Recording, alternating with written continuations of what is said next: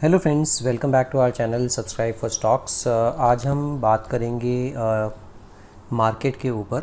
तो कोई stock specific चर्चा नहीं करेंगे, हम ये समझने की कोशिश करेंगे कि ये मार्केट में फॉल अभी हो चुका है या अभी और होना बाकी है। तो उसी को समझने के लिए मैं कुछ आपके सामने तथ्य लेके आऊँगा जिसके ऊपर हम डिटेल में चर्चा करेंगे। और अगर आपको ये वीडियो अच्छी लगे तो गिव मी ए थम्स अप, और अगर आपने मेरा अभी तक चैनल ही सब्सक्राइब नहीं किया है तो फटाफट मेरा चैनल भी सब्सक्राइब कर डालिए और बेल आइकन दबाना बिल्कुल मत भूलिएगा। इसके अलावा अगर आपने अभी तक अपना ट्रेडिंग अकाउंट नहीं खुलवाया है तो लिंक आपके डिस्क्रिप्शन बॉक्स में मिल जाएगा। एंजल वन में मेरा अकाउंट है। आपको घर बैठे free of cost angel one में अकाउंट खुल जाएगा, डीमैट अकाउंट, और जिसमें कि डिलीवरी चार्जेस भी ज़ीरो होंगे अगर आप इस लिंक के थ्रू उसको अपना अकाउंट खुलवाते हैं। तो जल्दी से हम बात करते हैं आज निफ्टी के फॉल के ऊपर। मैं थोड़ा सा आपको पास्ट में भी लेके जाऊंगा कि हिस्ट्री में क्या हुआ है, कैसे कैसे फॉल्स हुए हैं और उसके बाद किस तरह से मार्केट उछला है। तो बहुत पैनिक होने की ज़रूरत नहीं है। मैंने आपको पहले भी बताया है, अगर आप लॉन्ग टर्म इन्वेस्टर हैं तो थोड़ा सा पेशेंस, धैर्य के साथ आप इस मार्केट में बने रहिए, क्योंकि इस मार्केट में अगर आप पेशेंस नहीं रख पाएंगे तो आपको बहुत ही ज़्यादा दिक्कत होने वाली है। बट आज जो मार्केट चला, आज जो मार्केट गिरा है ऑलमोस्ट 2% ये मार्केट गिरा है। और अगर डेली चार्ट पे हम देखते हैं तो डेली चार्ट पर भी इसने एक सपोर्ट जो दिखता है 15,354 रुपये, उसको भी तोड़ के ये नीचे आ गया है। 15,335 का इसने लो लगाया है और क्लोजिंग दी है 15,360 रुपये। तो अभी भी एक छोटा सा सपोर्ट यहाँ पर दिखता है 15,360 रुपये के 15,330 रुपये के आसपास। 15,330 अगर ये सस्टेन कर जाता है, which is highly unlikely looking at the selling of, because FIS जिस तरह से पैसा निकाल रहे हैं इस टाइम पे मार्केट में, जो फेड ने अभी रेट हाइक्स किए हैं 75 बेसिस पॉइंट, और RBI ने भी अपना रेपो रेट इंक्रीज़ किया है, वो अभी इन्फ्लेशन के चलते सारे ही मार्केट्स अभी ये देख रहे हैं कि हम ग्रोथ पे फोकस करें, GDP पर फोकस करें या फिर इन्फ्लेशन पर फोकस करें। ये जो FIS भी पैसा लगा रहे हैं वो सारे ही इमर्जिंग मार्केट से पैसा निकाल रहे हैं, और इसी वजह से आपको दिख रहा है कि मार्केट में काफ़ी सेल ऑफ है। तो हालांकि ये बिल्कुल नहीं मानना चाहिए कि FIS ने अपना सारा पैसा निकाल लेंगे इस मार्केट से, क्योंकि ये प्रोफेशनल ट्रेडर्स होते हैं, इनको पता है लेवल्स कहाँ पर हमें बेचना है और कहाँ पर हमें ख़रीदना है। तो अभी वो बेचने के मूड में है। हर महीने आई थिंक 30-40 हज़ार करोड़ रुपए का ये निकाल रहे हैं, और DIIs और हम जैसे रिटेल इन्वेस्टर्स या SIP के थ्रू, जो म्यूचुअल फंड के थ्रू पैसा आ रहा है, वहाँ पर थोड़ा सा मार्केट संभाल पा रहा है। बट क्या ये संभाल पाएगा? तो थोड़ा हम डिटेल में जाते हैं इस चर्चा के, और इसमें समझते हैं कि कैसा ये मार्केट दिखता है। डेली चार्ट पर मैं आपको बताया कि डेली चार्ट पर ये वैसे तो सारे ही मूविंग एवरेजेस के नीचे ट्रेड कर रहा है इस टाइम पर मार्केट। बट ये जो एक सपोर्ट दिखता है, हल्का सा सपोर्ट है 15,350, 15,330 या 15,300 रुपये, वो एक छोटा सा सपोर्ट है। हालांकि वो टिकना थोड़ा मुश्किल लग रहा है जिस तरह का सेल ऑफ इस टाइम पर मार्केट में चल रहा है।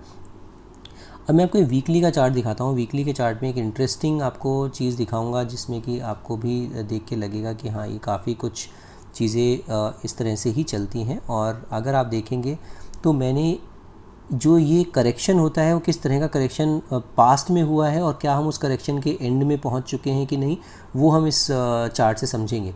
तो मैंने आपको ये दिखाया है 2002 से लेके या 2003 से लेके जो ये मार्केट चलना शुरू हुआ था।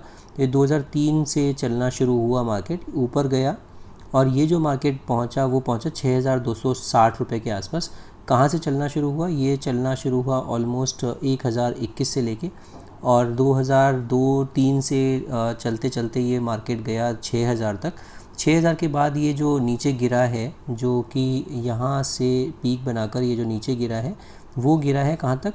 अगर आप देखेंगे तो ये ऑलमोस्ट 2,140-50 रुपये पॉइंट पर आके खड़ा हो गया, जो कि फिबोनाची के पॉइंट ऑफ व्यू से 78.6% का रिट्रेसमेंट है अपने हाई से। तो कहना मैं क्या चाहता हूँ, आप थोड़ी देर में समझेंगे कि मैं ये क्यों 78.7% फिबोनाची रिट्रेसमेंट की बात कर रहा हूँ। इसी तरह से जब हम 2008 में आए और 2008 में संभले यहाँ से, तो 2008 में संभलने के बाद ये फिर चलना शुरू हुआ, और कहाँ तक चला? अगर मैं आपको फिर से फिबोनाची लगा के दिखाऊँ तो यहाँ से ये चला और कहाँ तक चला ये, ऑलमोस्ट चला,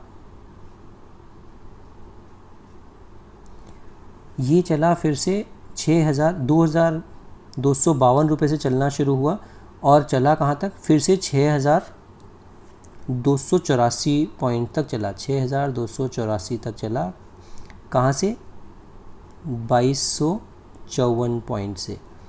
तो ये इस तरह का मार्केट 2008 से लेके 2011 तक ये फिर से चला और उसके बाद गिरना शुरू हुआ। तो कहाँ तक गिरा, जब गिरना शुरू हुआ तो आप देखेंगे, थोड़ा सा मैं इसको बड़ा और जूम कर देता हूँ आपकी सहूलियत के लिए।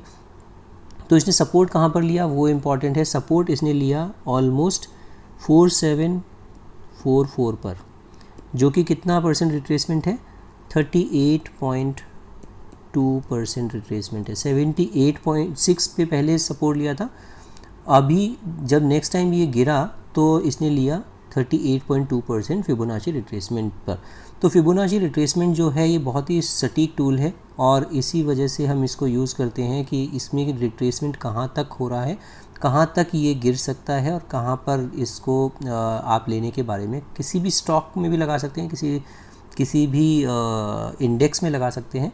इससे हमें बहुत ही अच्छे एक ये लेवल्स पता चलते हैं और आप अगर देखेंगे तो ये 38.6% का रिट्रेसमेंट लेकर इसने अपना अपवर्ड जर्नी फिर से स्टार्ट कर दी।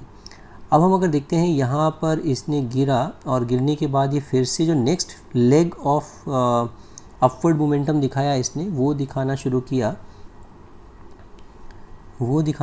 कहाँ से,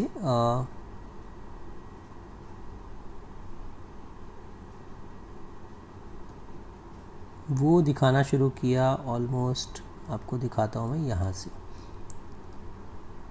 तो ये 2012 से जो चलना शुरू हुआ, कहाँ से 4531 से चलना शुरू हुआ ये, और कहाँ तक चला ये, आप अगर देखेंगे तो ये चला ऑलमोस्ट 9166 तक, यहाँ से 9166, और 9166 तक जब चला, यहाँ से लेके यहाँ तक ये चला। इसका जब आप देखेंगे कहाँ पर सपोर्ट लिया इस बार इसने सपोर्ट लिया ऑलमोस्ट 50% ऑफ रिट्रेसमेंट। तो यहाँ पर इसने सपोर्ट लिया जो कि है इसका 50% ऑफ फिबोनाची रिट्रेसमेंट 6849 पर। वहाँ से ही इसने अगला छलांग लगाया और अगला छलांग आप देखेंगे कहाँ तक लगाया। ये जो गिरा यहाँ पर, मैं आपको फिर से एक फिबोनाची रिट्रेसमेंट लगा के दिखाता हूँ। जब ये यहाँ से चला है ये 2016 से, तो मैं आपको पूरी रैली दिखाता हूँ जहाँ पे कि ये चलना शुरू हुआ और इसने रिट्रेसमेंट लिया, इसने सपोर्ट लिया 78.6 पे फिर से। तो 2016 से लेके 2000, अगर आप 21-20 का जो फॉल आया, ये वाला जो मेजर फॉल आया, ये जो क्रैकडाउन हुआ, तो भी इसने 78.6% फिबोनाची रिट्रेसमेंट के पॉइंट ऑफ व्यू से सपोर्ट लिया। थोड़ा सा मेरे ऊपर नीचे हो रहा है ये, because I don't want to just waste everybody's time. तो क्रक्स क्या है, जितनी बार भी गिरा है ये या तो 78.6% पे रिट्रेसमेंट अपना लिया है और सपोर्ट लिया है, उसके बाद इसने चलना वापस से शुरू किया है। अब अगर आप देखते हैं इस टाइम पर कितना रिट्रेस हो चुका है, अगर मैं 2020 से जो ये चला है मार्केट,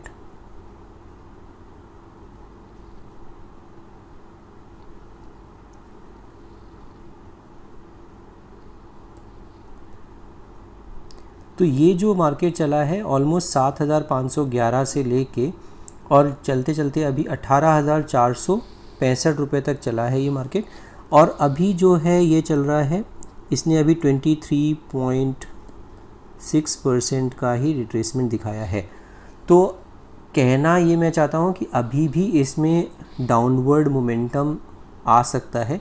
कहाँ तक जा सकता है, ये जा सकता है 14,281, 14,300 और 14,400, उस लेवल तक भी ये फिसल सकता है आने वाले टाइम में।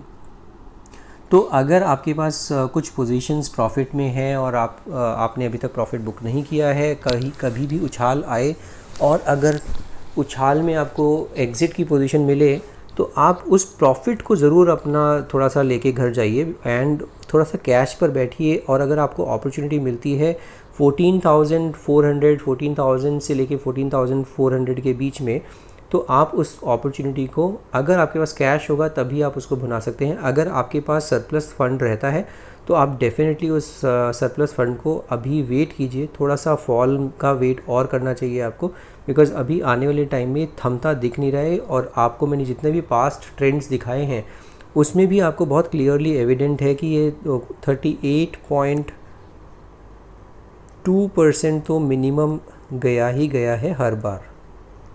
तो 38.2% पे इसने ज़्यादातर बार सपोर्ट लिया है। 23.6% पे अगर अभी ये सपोर्ट लेके ऊपर चलना शुरू हो जाता है तो this is the best case scenario. जितना भी मैंने आपको पास्ट ट्रेंड्स दिखाए हैं, I think this is the best case scenario, और 23.6 पर ही हम रुक जाते हैं तो ये बहुत ही अच्छी न्यूज़ होगी। हालांकि जिस तरह का सेल ऑफ है उसमें पूरा संभावना है कि 14,300 तक ये जा सकता है निफ्टी भी। इसमें एक चीज़ और है जो हमें डेटा पॉइंट है वो हमें देखना चाहिए, निफ्टी का पीई रेशो। ये मैंने आपके सामने निफ्टी का पीई रेशो खोला है।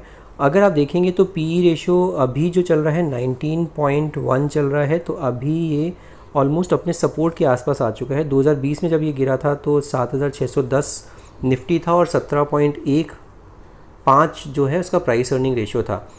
तो अगर आप उस पॉइंट ऑफ व्यू से देखते हैं तो अभी आप ये देखेंगे रेड वाली जो रेखा है ये है निफ्टी की रेखा, और ये जो ब्लू वाला है इसका ये प्राइस अर्निंग रेशो है। तो हमेशा निफ्टी के पॉइंट ऑफ व्यू से निफ्टी जो है हमेशा प्राइस अर्निंग रेशियो में ऊपर ही रहा है।